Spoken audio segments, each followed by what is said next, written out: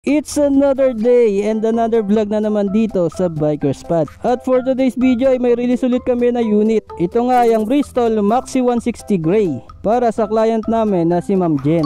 From Taguig nga ay bumisita pa sila dito sa amin sa General Trias, Cavite. Kaya maraming salamat talaga sa inyo, kahit malayo ang branch namin ay dito nyo pa rin napiling bumili ng unit. Ayan na nga, dinedemo na ni Kuya Jean kila sir yung unit. Sa mga interesado din sa unit na ito, ito nga ang Maxi 160 ng Bristol. Dual channel ABS with traction control system na nga rin ito. Marami pa nga itong magagandang features na ipapakita ko sa inyo once na nireview ko na itong Maxi 160. Sa ngayon, ito munang releasing video ng Maxi 160 nila Ma'am Jen.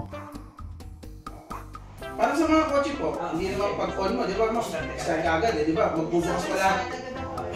Bubukas kasi agad yung bubukas yung... automatic, gano'n eh? Opo, ma'am. Ganun. Hintayin mo kasi yung parang pinaka ECU niya, nag-ano pa eh. Nagbibigay pa siya ng mga kaalaman doon sa iba na nakuha na tayo ha. Oh, ready. Yung ECU. So, opo, automatic po yan. Tinetest po. Teaches niya sa...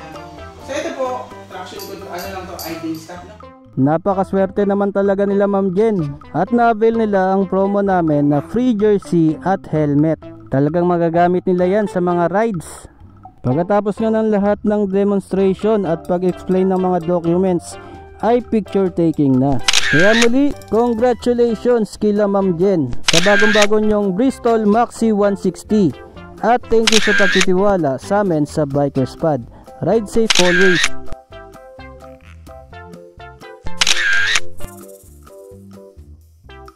Pagkatapos nga ng mga photo ops ay may uwi na rin nilang bago nilang motor. Kaya ride safe sa inyo mga sir at ma'am.